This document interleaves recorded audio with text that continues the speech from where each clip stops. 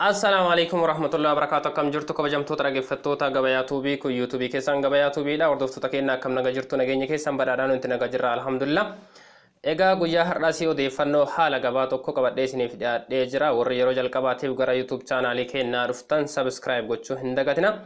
Odeeffannoo asirraa argattan hiriyoota keessan biraan gahuuf share godha. Fayyadamaa hiriyoota keessanis fayyadaa isiniin jedha. Egaa gabayaa tuubii yuutuubii keessa yeroo kamuyyuu meeshaalee Itoophiyaa keessatti argaman fedhii keessan irratti hundaa'uudhaan gatii isaa iddoo itti argama isaa fi akkaataa itti fayyadama isaa information isaa guutuu wajjin isin biraan kan gahu jechaadha. Guyyaa har'aas waadaa keenya irratti hundaa'uudhaan waadaa isiniif galee guutee sa'aatii kanarratti firiijiin Itoophiyaa keessatti gatiin isaa maal fakkaataa iddoo kamitti argachuu dandeenya kan jedhu qabadhee isiniif dhiyaadhee jira jechaadha. Hanga xumura qophii keenyaatiin wajjin turaan affeerraa kenna. Kanaaf waan asirraa argattan hiriyoota keessaniifis qoodaa isiniin jedha like gochuudhaan nu jajjabeessa. Nuti waan hundaayyuu meeshaalee Itoophiyaa keessatti argamanii kan biyya alaatii keessatti warri biyya alaa jirtan meeshaalee biyya alaarraa fiduun isin rakkisu. Hundaayyuu akkaataa biyya keessatti argachuu dandeettan haala isin mijeessine gatii isaa fi iddootti argattan isinitti himna jechaadha. Kanaaf koottaati YouTube chaanaalii keenya subscribe godhaati. Odeeffannoo nu asirraa gadhiifnu akka isin bira ga'u taasisa. Irraa fayyadamaa isiniin jedha. Irra caalaa meeshaalee biyya alaatii fiduuf isin rakkisan irratti hundaa'uudhaan isin biraan kan gahu jechaadha. Qaran isaas biyya keessatti baay'ee tokko ol kahaadha. Gatiin isaa immoo garaagarummaa guddaa kan hin qabne waan ta'eef dhuftanii yoo irraa fayyadamtani ofis fayyadanii hiriyoota keessanis fayyaduu dandeessan isiniin jedha. Kanaaf ammaaf gara qophii keenyaatti yoo seenne firiijiin amma fuula iskiriinii irratti argaa jirtan kun firiijii baay'ee tokko bareedaadha. Hinseense firiijii jedhama. Firiijii kana yoo akkuma argaa jirtan kana baay'ee tokko bareedaadha jechaadha. Litirii guddaa qabachuu danda'a. Firiijii kana warri bitachuu barbaadan qarshii 6,000 yoo qopheessitan haaluma salphaan bitachuu dandeessani. Firiijii baay'ee tokko bareedaadha. Haaluma isa fakkaatuun firiijiin amma argaa jirtan kun keessi isaa kana fakkaata. Litirii 150 qabata jechaadha. Firiijiin kun balbala lama qaba. Akkuma iskiriinii irratti argaa jirtan kana firiijii kana bitachuu barbaadan qarshii 8,900 haaluma salphaan bitachuu dandeettanii. Royaal jedhama maqaan isaa kaampaaniin isaa jechaadha. Biraandiin isaa kana fakkaata. Litirii 150 qabata akkuma dura isiniin jedhe qarshii 8,900 bitachuu dandeessan jechaadha. Duubni isaas kana fakkaata. Alarraa isaatiin kana fakkaata. Keessi isaa immoo akkuma argaa jirtan kun kana fakkaata jechaadha. Dabalataan inni amma argaa jirtan kun firiijii baay'ee tokko bareedaadha. Firiijii guddaadha jechaadha. Litirii 400 qabata. Firiijii baay'ee tokko guddaadha. Balbala lama qaba akkuma amma argaa jirtan kana. Firiijii kana yoo bitachuu barbaaddani qarshii 23,000 sin gaafata jechaadha. Baay'ee tokko bareeda. Firiijii guddaadha. Litirii 400 qabata. Qarshii 23,000 yoo qopheessitan haaluma salphaan bitachuu dandeessani. Firiijiin amma argaa jirtan kun keessi isaa kana fakkaata.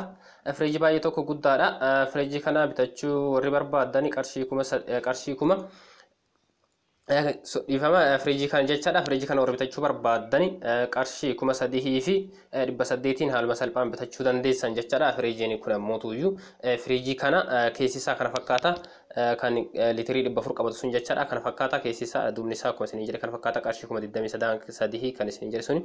Kun ammoo firiijiin kun LG firiijii jedhama. Biraandiin isaa LG dha. Firiijiin kun bitachuu yoo barbaadani qarshii 3,800 jechaadha. Gatiin isaas baay'ee tokko salphaadha. Innis guddina guddaa waan hin qabneef haala kamuuyyuu itti fayyadamuu dandeessan jechaadha. Akkuma argaa jirtan kana barrii tokko qaba. Keessi isaa ammoo tuyyuu kana fakkaata jechaadha. Koottaati YouTube chaanaalii keenya hordofa. Irraa fayyadamaa odeeffannoo kana argadhaati. Meeshaalee kana akka bitattaniif haala mijeeffadhaa isiniin jedha. Inni kun ammoo haala firiijii jedhama. Firiijiin kun barrii tokko qofa qaba. Akkuma argaa jirtan kana haalli isaa kana fakkaata. Isa bitachuu warri barbaadan qarshii 5,000 yoo qopheessitan bitachuu dandeessanii. Keessi isaa ammoo kun kana fakkaata. Sadarkaa lama qaba jechaadha. Keessan barri irraanis waa kaayuudhaaf haala mijaa qaba jechaadha. Iddoo kaayaa inni qaba. Barri irraanis keessi isaa sadarkaa lama kan qabu jechaadha. Warra kaayachuuf baay'ee tokko mijaadha. Gatiin isaas madaalawaadha. Firiijii kana qarshii 5,000 bitachuu dandeessanii. Dabalataan ammoo firiijii kana akkuma argaa jirtan firiijii baay'ee tokko guddaadha. Firiijii kana warra bitachuu barbaadani qarshii 6,500 yoo qopheessitan bitachuu dandeettan jechaadha. Akaar firiijii jedhama. Firiijii kana yoo bitachuu barbaadan qarshii 6,500 yoo qopheessitan haaluma salphaan bitachuu dandeessani. Keessi isaa kun kana fakkaata. Barrii lama qaba. Barrii jalqabaa irratti sadarkaa lama kan qabu jechaadha.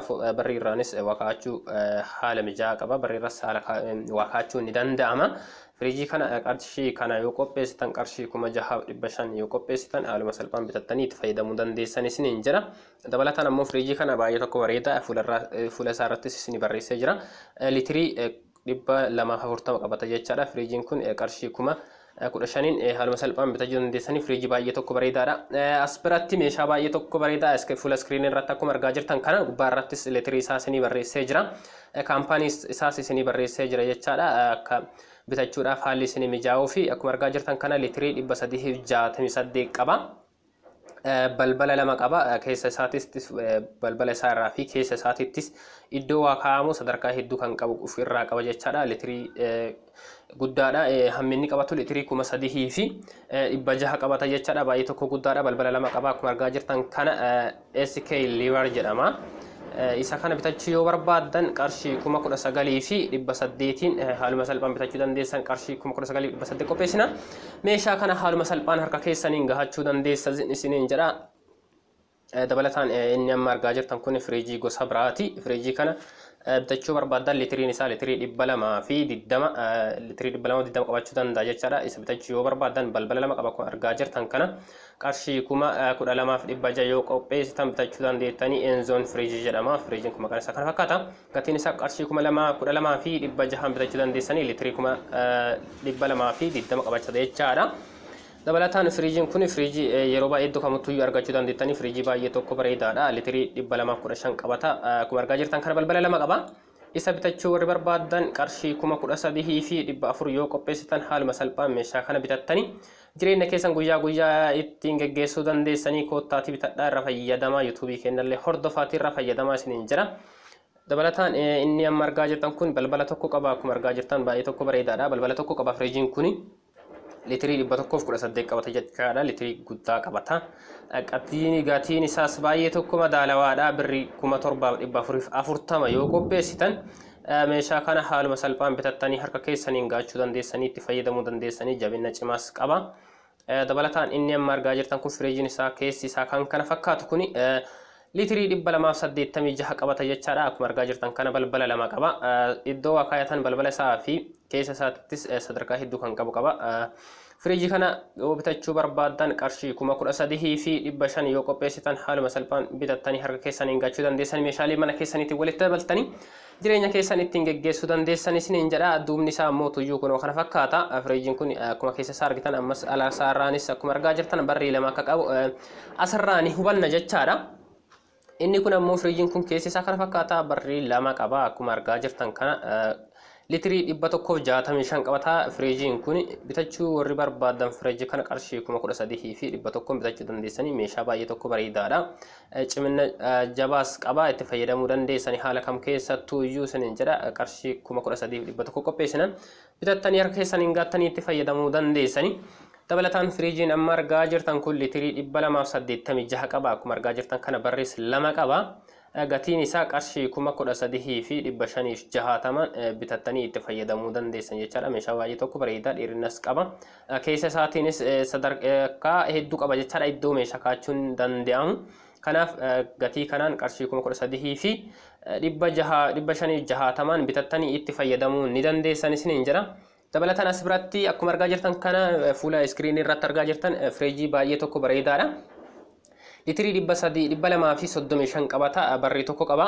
Meeshaan kun iddoo iddootti sochoosuudhaaf goommaan socho'a jechaadha. Goommaa 4 qaba. Akkuma iskiriinii irratti argaa jirtan kana gara jalaatiin goommaa qaba. Goommaan socho'a keessa isaatitti akkuma argaa jirtan kana sadarkaa 5 qaba. Iddoo waa kaa'atanii meeshaa kana bitachuu yoo barbaadan qarshii 11,000 fi 270 yoo qopheessitan haaluma salphaan bitachuu dandeessanii. Warri gaafattanii bitachuu barbaadan maqaan isaa medium fridge jedhama.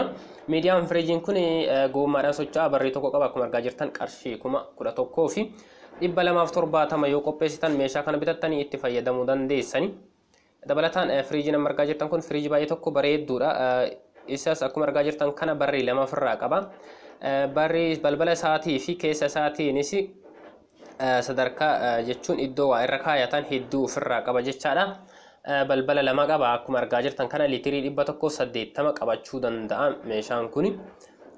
Isa bitachuu warri barbaadan qarshii 10,000 fi 560 yoo qopheessitan meeshaa kana bitattanii harka keessaniin gaattanii itti fayyadamuu dandeessanii. Warri bitachuudhaaf maqaa isaa baruu barbaadan Asistoon firiij jedhama. Asistoon firiijiin kun gatiin isaas kana fakkaata. Qarshii 10,000 fi 560 jechaadha. Leetirii 180 qabata. Egaa hordoftoota keenya akka hanga xumuraa viidiyoo keenya hordoftanii information isaa guutuu akka asirraa argattan abdii qaba. Kanaaf koottaatii daawwadha. meeshaalee Itoophiyaa keessa jiran beekuu barbaadan gatii isaa waliin beekuu barbaadani viidiyoo keenya yoo hordoftan haaluma salphaan argachuu dandeessan isiniin jira. meeshaa kana iddoo kamuttuyyuu magaalaa sadarkaa guddinaa fooyyee keessa jiran kamuttuyyuu argachuu dandeessani. kanaaf kottaati irraa fayyadama viidiyoo keenya daawwadhaati meeshaa kana bitadhaa irraa fayyadama. kanaaf odeeffannoon keenya guyyaa har'aa kanuma hanga ammaa isin biraan gahaa turre meeshaa kana bitachuu barbaadan tokkoffaa magaalaa Adaamaa naannoo humna ibsaatti gamoo Immiruu jalatti bitachuu argachuu dandeessanii. lammaffaa immoo magaalaa Shaashamannee ganda Abboostuu beekera gamoo beekera fuula duratti argachuu dandeessanii. kana qofa osoo hin taane magaalaawwan Oromiyaa sadarkaa guddinaa irra jiran hundattuuyyuu meeshaa kana yoo barbaadan argachuu dandeessanii. gatiin isaas haaluma wal fakkaatuun kanuma hanga ammaa isin biraan gahaa ture kana fakkaata. kanaaf hordoftoota keenya hanga viidiyoo biraatiin walitti deebinutti nagaan naaf